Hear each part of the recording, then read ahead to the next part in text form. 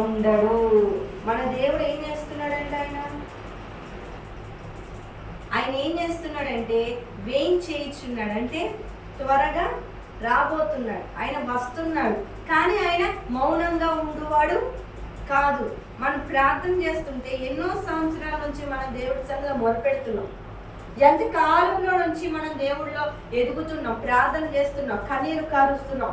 అయినా మేము చేసిన ప్రార్థనకి ప్రతిఫలం రావట్లేదని నీవు ఈ రోజున కన్నీరు కారుస్తున్నావేమో, బాధపడుతున్నావేమో, నీ చేసిన ప్రతి ప్రార్థనకి జవాబు రావట్లేదని కుంగిపోతున్నావేమో. కానీ ఆయన అంటున్నాడు, నేను నీ విషయంలో మౌనముగా ఉండేవాడిని కాదు.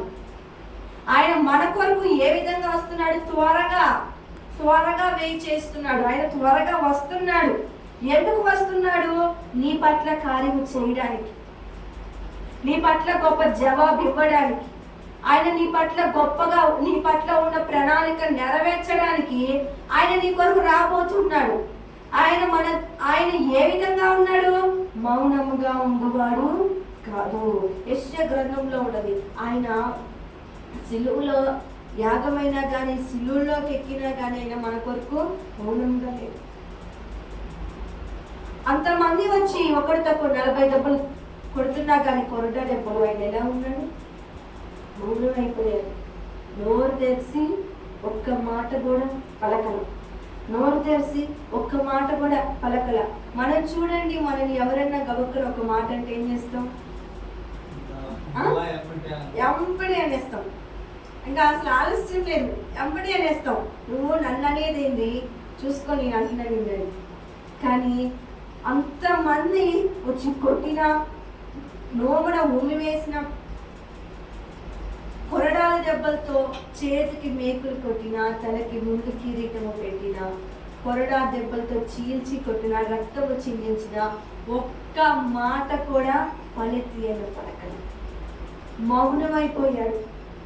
కానీ మన విషయంలో ఆయన మౌనంగా ఉంటాడు. ఆయన నీ పట్ల కార్యం చేయడంలో మౌనముగా ఉండడు. మనవి ఆలకించడంలో ఆయన మౌనంగా ఉండడు. ఆ మాట చూడండి, కీర్తన గ్రంథంలో 28వ అధ్యాయము 1వ వచనం.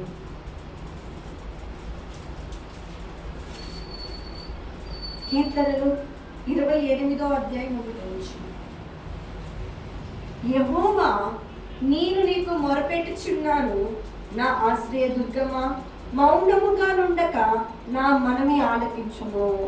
నీవు మౌనముగా నుండి ఎడల నేను సమాధిలోనికి దిగువాడి వలె అవుదును. అంటే ఏంటి? దేవుడు మనం మొరపెట్టినప్పుడు ఆయన మనం మనవి ఆలకించడంలో మౌనంగా ఉన్నాడు. నువ్వు ప్రార్థన చేసినప్పుడు ఆయన నీ ప్రార్థన ఆలకించడంలో మౌనంగా ఉండడు. ఒకవేళ మౌనంగా నీవు ఉండిన ఎడల ఒక సమాధిలోకి వెళ్ళి మేము ఏ విధంగా ఉంటామో ఆ విధంగా అయిపోతామయ్యా, ఆ విధంగా ఉండిపోతామయ్యా. నువ్వు ప్రార్థన ఆలకించకపోతే మేము మౌనమైపోతాం. నువ్వు మా మనవి ఆలకించకపోతే మేము మౌనమైపోతాం. నువ్వు మా ప్రార్థన ఆలకించయ్యా, నువ్వు మా మనవి ఆలకించయ్యా. ఆయన మన ప్రార్థన ఆలకించడంలో మౌనంగా ఉండేవాడు కాదు. ఒక రోజున ఒక సహోదరి ఎంతగానో దేవుడి సన్నిధిలో ఎదుగుతూ సంవత్సరానికి ఒకసారి దేవుడి మందిరానికి వెళ్ళేది. కానీ ఆమెకు ఒక కొరత ఉంది. ఏంటంటే ఆమెకి పిల్లలు లేరనమాట, గర్భఫలం లేదు. గర్భఫలం లేకపోతే ఆమె దేవుడి సన్నిధిలో సంవత్సరానికి ఒకసారి వెళ్ళి మొరపెడుతూ ఉన్నప్పుడు ఆ రోజున ఏం జరిగిందంటే తన అక్క అయిన పెనిన్నా ఆమెకి పిల్లలు లేని కారణం, ఆ హేతువును బట్టి, ఆ కారణంను బట్టి ఆమెను అనేక మాటలు అనేది, అనేక విధములుగా గాయపరచబడింది. కానీ పలెత్తొక్క మాట అనేది కాదు, మౌనముగా ఉండేది. కానీ కన్నీళ్లు కారుస్తూ ఒక రోజున అనేక మాటలు అంటున్నారని, తన అక్కయ్య పెళ్ళిన అనేక మాటలు అంటుందని, దేని కారణం? పిల్లలు లేని ఒక కారణమును బట్టి అనేక మాటల చేత గాయపరచబడుతున్న నేను ఎందుకు ఈ బ్రతకనుకున్నాను. ఒక రోజున తన భర్త దగ్గరకు వచ్చి తన భర్తతో అంటుంది, నాకు ఒక కారణం పిల్లలు లేరు అనే ఒక కారణం చేత అనేక మంది నన్ను సూటిపోటి మాటలు అంటున్నారు. ఇంకా నేను బ్రతుకుండడం ఎందుకు? బ్రతుకున్న సజీవంగా ఒక శమము అనే నేను ఉన్నాను, కానీ నేను ఏమీ చేయలేదు, నేను బ్రతుకుండలేను, ఈ మాటలు నేను పడలేదు, నా వల్ల కాదయ్యా అని చెప్పేసి భోజనం మానుకోలేదు. తన భర్తతో అంటుంది, అయ్యా నా వల్ల కాదయ్యా, ఈ మాట నేను పడలేను, నేను ఈ మాటలు అయితే నేను పడలేను అంటే తన భర్త అన్నాడు, 10 మంది కుమారుల కంటే నేను నీకు విశేషమైన వాడిని కాదా? అంటే 10 మంది కుమారుల కంటే నేను నీకు ఎక్కువైన వాడిని కాదా? ఎందుకు నువ్వు ఇంతగా బాధపడుతున్నావు? నువ్వు ఎందుకు ఇంతగా ఏడుస్తున్నావు? నేను నీకు ఉన్నాను. కానీ తన భర్త అన్నాడు. ఆ భర్త అన్న మాట కూడా తనకి ఓదార్పు ఇవ్వడు, ఆ మాట కూడా ఆమెకి ఆదరణ ఇవ్వడు. అయినా కన్నీళ్ళు కారుస్తూ కారుస్తూ కారుస్తూ ఏడుస్తూనే ఉండేది. ఒక రోజున ప్రతి సంవత్సరం దేవుడి సన్నిధికి వెళ్ళే రీతిగానే ఆ రోజున దేవుడి మందిరానికి వెళ్ళినప్పుడు కనీసం వాళ్ళ అక్క అన్ని మాటలు అంటున్నా, సమాజం అన్ని మాటలు అంటున్నా, ఒక్క మాట కూడా పరిధి అల్లా దేవుడి సన్నిధిలో వెళ్ళి బలిపీఠం దగ్గర మౌనముగా నోటి నుండి ఒక మాట రాకుండా కన్నీళ్లతో ప్రార్థన చేసి, కన్నీళ్లతోనే అక్కడ ఉన్న యాజకుడు సేవకుడు అనుకుంటున్నాడు, ఏంటి మా మద్యం ఏమైనా తాగొచ్చిందా, నోటి నుండి మాట రావట్లే, కన్నీళ్ళు కారుస్తుంది, ఏం చేస్తుంది అంటున్నాడు. అయ్యా నేనేమీ చెయ్యట్లేదయ్యా, నా మనోదుఃఖం ఆయనకి చెప్తున్నా, నాకున్న బాధను విప్పుతున్నా. ఈరోజు నేను మనోదుఃఖంతో బహు దుఃఖాక్రాంతులాగా ఆయన సన్నిధికి వచ్చాను. ఏంటమ్మా నీ బాధ, ఎందుకమ్మా ఇంతలాగా ఏడుస్తున్నావంటే, నాకు ఒక్క మగబిడ్డని ఇస్తే చాలు, నా మీద ఉన్న నిందలు కొట్టివేయాలి, నాకు ఒక్క పిల్లవాడిని ఇస్తే చాలు, నాకు ఈ సమస్యలు పోతాయి, ఈ నిందలు పోతాయి అని సేవకుడితో చెప్తే సేవకుడు అన్నాడు, అమ్మా నువ్వు బాధపడు మాకు, ఇప్పటి వరకు ఏడ్చావు చాలు, ఇక నుండి నువ్వు ఏడవు మాకు, దేవుడు నీకు సంతోషం ఇవ్వబోతున్నాడు, నీ నోటి నిండా దేవుడు నవ్వు కలగజేయబోతున్నాడు, ఇంకా బాధపడు మాకు, నీవు చేసిన నీవు చేసిన ప్రార్థన ఆయన అంగీకరించాడు. ఇంతవరకు వాళ్ళు అనేక మాటలు అంటున్నా కానీ నువ్వు మౌనంగా ఉన్నావేమో, నీ ప్రార్థన ఆలకించి నీ పట్ల కార్యం చేయడం ఆయన మౌనంగా ఉండేవాడు కాదు, ఆయన నీ పట్ల కార్యం చేయబోతున్నాడని సేవకుడు చెప్పాడు. సేవకుడు చెప్పిన తర్వాత అప్పుడు వరకు ఆ సహోదరి భోజనం మానుకొని అన్నం తినకుండా కన్నీరుతో రోదన చేస్తున్న సహోదరి ఆ రోజున సన్నిధి విడిచి ఇంటికి వెళ్ళిన తర్వాత భారీగా అన్నం తినింది, కడుపు నిండా భోజనం తినింది, కన్నీరుతో ఒక చుక్క కూడా రాదు, సంతోషంగా ఉంది. ఎందుకు? ఆమె దేవుడు మౌనంగా నేను ఆ పట్ల కార్యం చేస్తాను. ఎవరైతే ఏ బిడ్డనైతే అడిగిందో, ఏ బిడ్డ కోసం అయితే మొదలుపెట్టిందో, రాజుల సైతం అభిషేకించే గొప్ప సమయాలు దేవుడు అంగీకరించి సమర్పించుకుంది. ఒక మగ బిడ్డని ఇస్తే నీ సేవలో సమర్పిస్తానయ్యా, నీ పరిచయంలో వాడబడతానని తన పాలు విడవక ముందే దేవుడి సన్నిధిని విడిచిపెట్టి వెళ్ళిపోయింది. దేవుడి సన్నిధిలో విడిచిపెట్టి వెళ్ళిపోయినప్పుడు ఎన్నో సంవత్సరాలకి పిల్లలు పుడితే దేవుడి సేవలో ఇచ్చేయండి, దేవుడు సేవలో వాడబడతారంటే మనం ఇష్టమా? లేక పిల్లలు పుడితే ఒక్క బిడ్డ పుడితే నువ్వేం సేవకి ఇవ్వమంటావు అంటూ. కానీ ఆ సహోదరి ఏం చేసింది? ఈ బిడ్డ పుట్టింది దేవుడు వలన, దేవుడు కృప వలనే పుట్టాడు కాబట్టి దేవుడికి ఏం చెప్పేసింది? దేవుడు తీసుకొని ఇచ్చే దేవుడా, మౌనంగా ఉండేవాడా? ఏ విధంగా 5 బిడ్డలు ఇచ్చాడు. మరి ఆమె ఒక్క బిడ్డని దేవుడికి ఇస్తే బోనస్ గా 5 బిడ్డలు ఇచ్చారు. అంటే మన ప్రార్థన ఆలకించడంలో ఆయన మౌనముగా ఉండడు, జవాబు ఇవ్వడంలో మౌనముగా ఉండడు. అలానే కీర్తన గ్రంథంలో ఉంది చూడండి, 35వ అధ్యాయము 22వ వచనం. కీర్తన గ్రంథము 35వ అధ్యాయం 22వ వచనం పడుచున్నది కదా, మౌనముగా నుండకము నా ప్రభువా, నాకు దూరముగా నుండకము. ఏం కనపడుతుంది? దావీదు అంటున్నాడు, అయ్యా నీకు కనపడుతుందిగా, అది నీకే కనపడుతుందిగా, నువ్వు నాకు దూరముగా ఉండొద్దయ్యా, నువ్వు నా విషయంలో మౌనముగా ఉండొద్దయ్యా. మరి ఆయనకి ఏం కనపడుతుంది?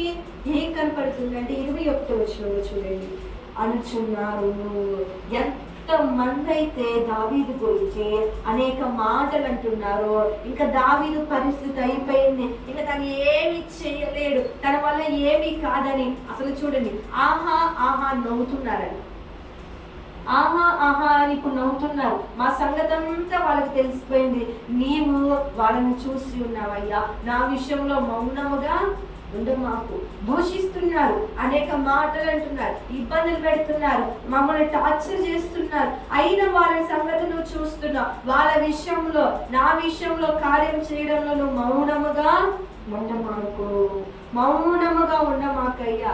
ఎంతమంది అయితే నీ జీవితంలో తండెత్తి వస్తున్నారు, ఎంతమంది అయితే నేను ఇబ్బంది పెడుతున్నారు, ఎంతమంది అయితే నీ గురించి చెడుగా మాట్లాడుతున్నారు. నీ గురించి తెలిసి ఇంకా నీ పరిస్థితి అయిపోయింది, ఇంకా నీ పరిస్థితులు తారుమారు లేదు, ఇంకా నువ్వు అయిపోయావు, నీది ఇంక ఏమీ లేదు, నీ చాప్టర్ క్లోజ్, నీ వల్ల ఏమీ కాదు, నువ్వేమి చెయ్యలేవు, నీ తలరాత ఇంతే, మార్చబడదు, నువ్వు ఇంకా ఈ స్థితిలోనే ఉంటావు, నీ వల్ల ఏమీ కాదు, నువ్వు ఏమి చేయలేవు అని ఎంతమంది అయితే నిన్ను చూసి నవ్వుకుంటున్నారో, ఎంతమంది అయితే నీ గురించి దూషించి మాటలు పలుకుతున్నారో, ఎంతమంది అయితే నిన్ను ఇబ్బందులు పెడుతున్నారో వాళ్ళని దేవుడు చూస్తున్నాడు, వాళ్ళని దేవుడు చూస్తున్నాడు.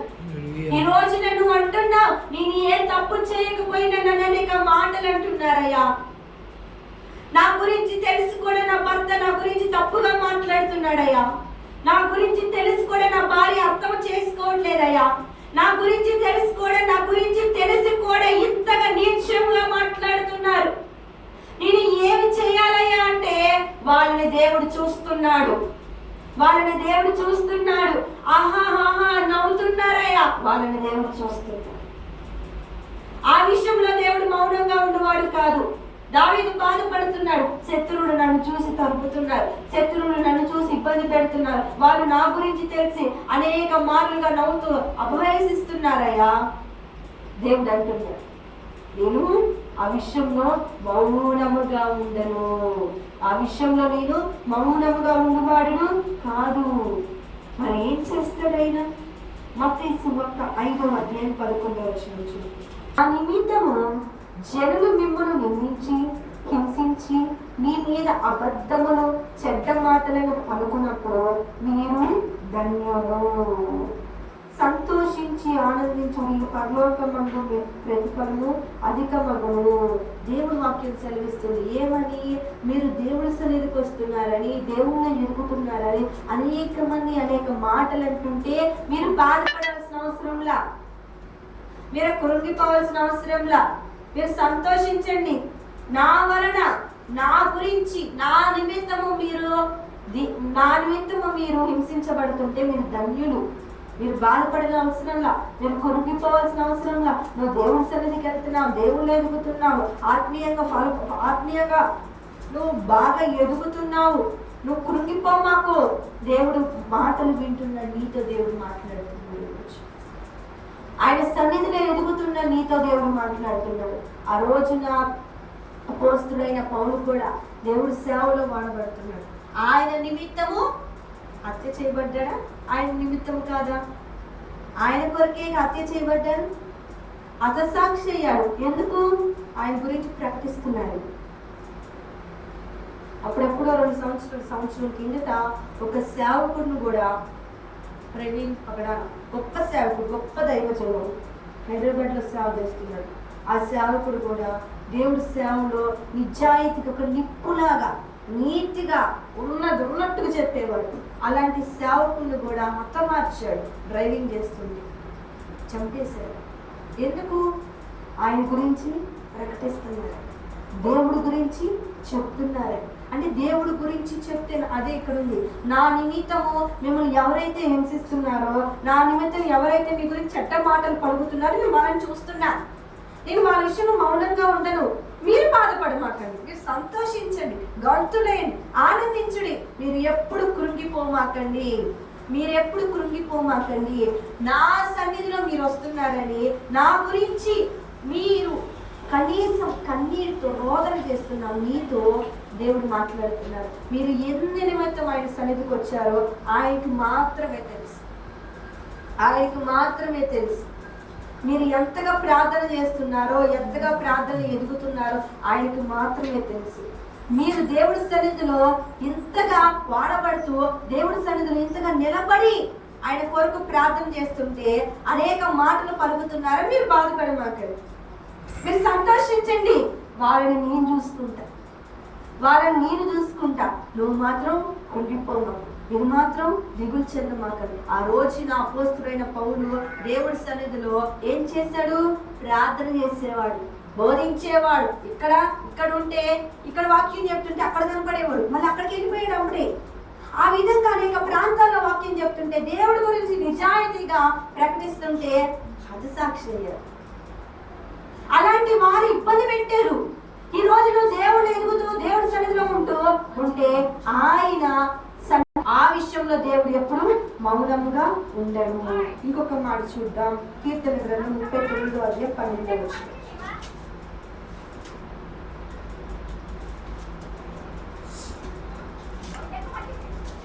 39:12. నా కన్నీళ్లు చూచి మౌనముగా ఉండకము, నీ దృష్టికి నేను అతి చెడు నైతిని. అంటే దేవుడు మన కన్నీళ్లు చూసి మౌనముగా ఉన్నవాడు కాదు. ఈ రోజు నువ్వు ఎంతగా కన్నీళ్లు కారుస్తూ దేవుడి సన్నిధిలో రోదన చేస్తున్నావో ఆయనకి మాత్రమే తెలుసు. ఇప్పుడు మనుషుల దగ్గర ఏడ్చారనుకోండి, ఏమైపోతారు? చులకనైపోతారు. మనుషుల దగ్గర వెళ్ళి 2 కన్నీళ్ళు దేవుడి సన్నిధిలో కన్నీరుతో రోదన చేస్తే ఆయన నా బిడ్డ ఎంతగా బాధపడుతుంది, నా బిడ్డ ఎంతగా ఏడుస్తుందని ఆయన నీ ప్రార్థన ఆలకించడంలో మౌనముగా ఉండడు. ఎవరైతే నీ గురించి అపహసించి మాట్లాడుతున్నారో, ఎవరైతే నీ గురించి నిందించి మాట్లాడుతున్నారో, నువ్వు దేవుడి సేవలో వేడబడుతున్నావని, దేవుడిలో నిలబడుతున్నావు, దేవుడి సన్నిధిలో ఎదుగుతున్నావు, నీ గురించి అడ్డ మాటలు పలుకుతున్నారు, వాళ్ళ విషయంలో దేవుడు నీ విషయంలో మౌనముగా ఉన్నవాడు కాదు. ఆయన సన్నిధిలో నువ్వు మొరపెట్టినప్పుడు, కన్నీళ్లు కార్చినప్పుడు నీ విషయంలో మౌనముగా ఉన్నాడు. ఆయన సముద్రములైనా దాటిపోతాడేమో కానీ నీ కన్నీళ్లు బట్టి ఏ రోజు దాటిపోడు. నువ్వు ఎన్ని సంవత్సరాల నుంచి దుఃఖిస్తున్నావో, ఎన్ని సంవత్సరాల నుంచి ఏడుస్తున్నావు, ఎన్ని సంవత్సరాలు కుమిలిపోతున్నావు, నీలో నీవే బాధపడుతున్నావు, ఎవరికి చెప్పలేని బాధ నీలో ఉందో ఆయనకి తెలుసు. ఈ రోజు నీ భర్త కూడా చెప్పుకోలేని పరిస్థితి నీకుండొచ్చు, నీ భార్య కూడా చెప్పుకోలేని పరిస్థితి నీకుండొచ్చు, నీ తల్లిదండ్రులు కూడా చెప్పుకోలేని బాధ నీలో ఉండొచ్చు.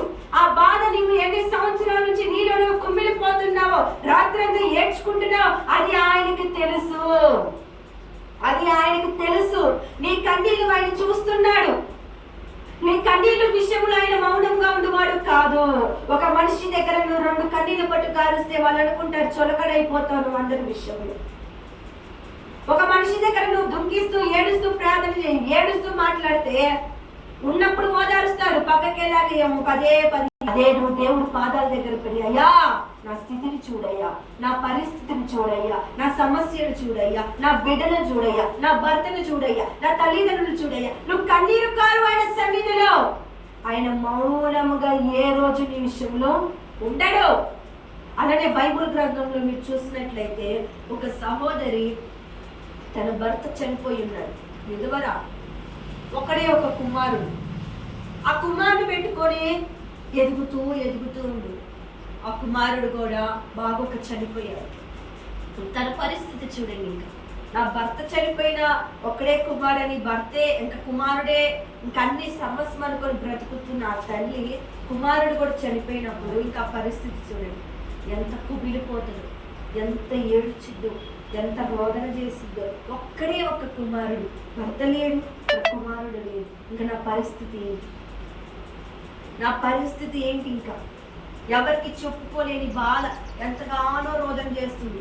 ఇంకా అక్కడ పాడి రెడీ చేసేసారు, ఇంకా సిద్ధం చేశారు తన కుమారుడు తీసుకెళ్ళటానికి.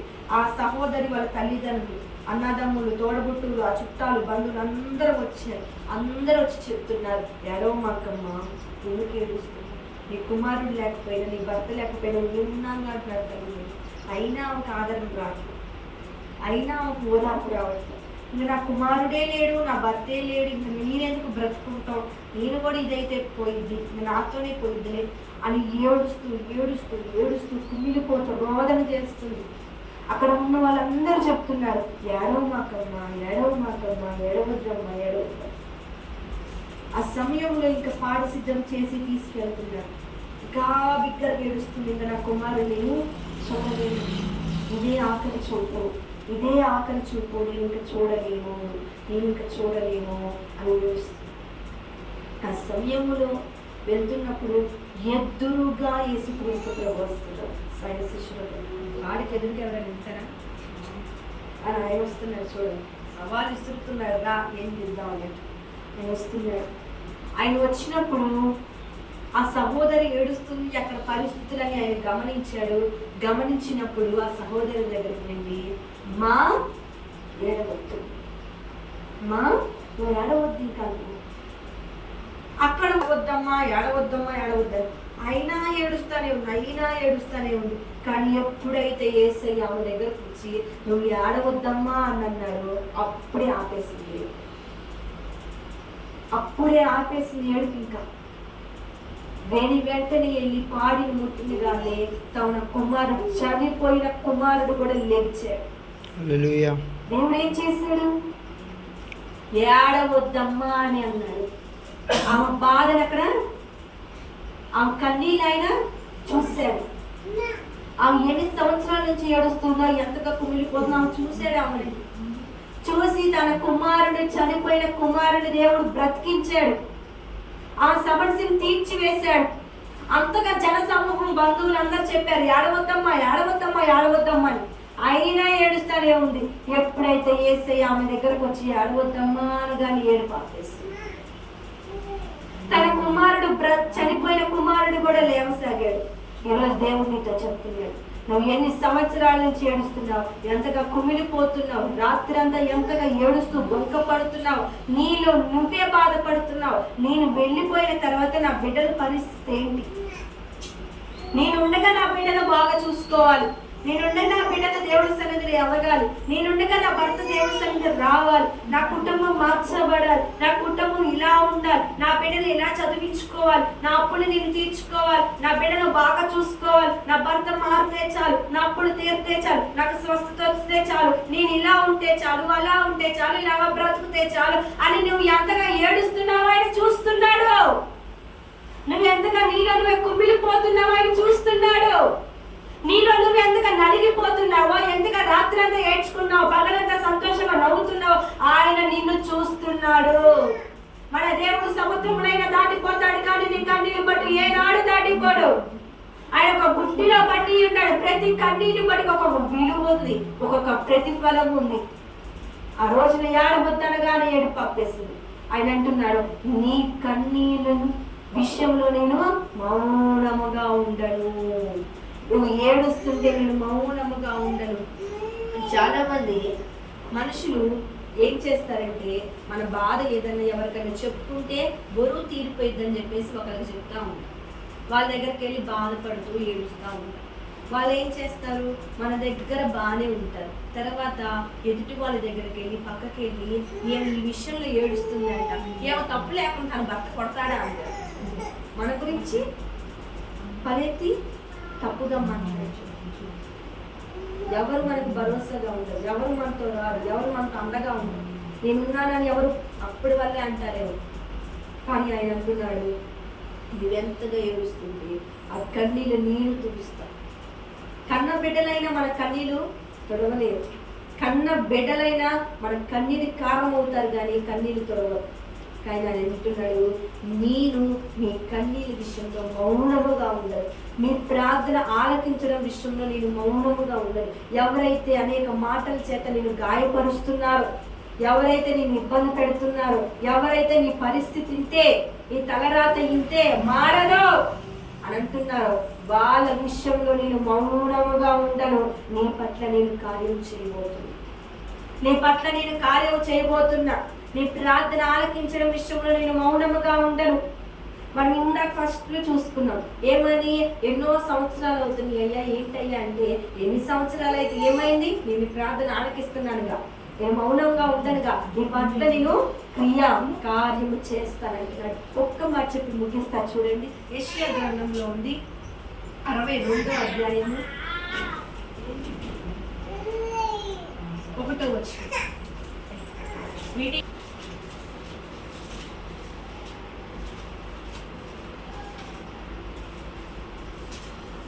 యెషయా గ్రంథము 62:1. సియోను నీతి సూర్యకాంతి వలె కనబడు వరకు దాని రక్షణ దీపము వలె వెలిగించుచుండు వరకు సియోను పక్షమందు నేను ఎలా ఉండడంట? మౌనముగా నుండెను. యెరూషలేము పక్షమందు నేను మౌనంగా ఉండను. నీ విషయంలో దేవుడు మౌనంగా ఉండడంట. సియోను అనగా నీ పేరు పెట్టుకో. సియోను అనగా నువ్వు నేనే. సియోను ఇప్పుడు మరి చదవండి. సియోను విషయంలో నీ పేరు పెట్టుకోండి, పలకండి. సియోను అనగా మీ పేరుతో పలకండి. ఝాన్సీ విషయంలో నేను మౌనముగా ఉండను. యెరూషలేము ప్లేస్ లో నీ పేరు పెట్టుకోండి. ఝాన్సీ పక్షమందు నేను ఊరక ఉండను. అంటే మన విషయంలో దేవుడు మౌనముగా ఉండువాడు కాదు. మన విషయంలో ఆయన మన పక్షంగా మౌనముగా ఊరకుండువాడు కాదు. మన పట్ల కార్యము చేయబోతున్నాడు.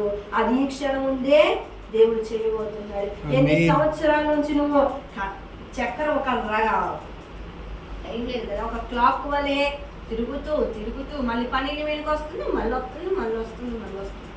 అలానే రోజంతా రాత్రంతా ఏడుస్తూ కుమిలిపోతున్నా నీతో నా దేవుడు మాట్లాడుతున్నాడు. నువ్వు ఎన్ని సంవత్సరాల నుంచి ఆ విధంగా కుంగిపోతున్నావు, ఎంతగా నువ్వు బాధపడుతున్నావో, ఎంతగా కుమిలిపోతూ దేవుడి సన్నిధిలో రోదన చేస్తున్నావో ఆయన నిన్ను చూస్తున్నాడు.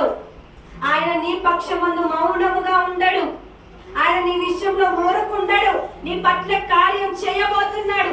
నీ పరిస్థితి ఇంతే, నీ తలరాత ఇంతే. ఎవరైతే సవాలు విసురుతున్నారో వాళ్ళ విషయంలో దేవుడు మౌనముగా ఉంటాడు.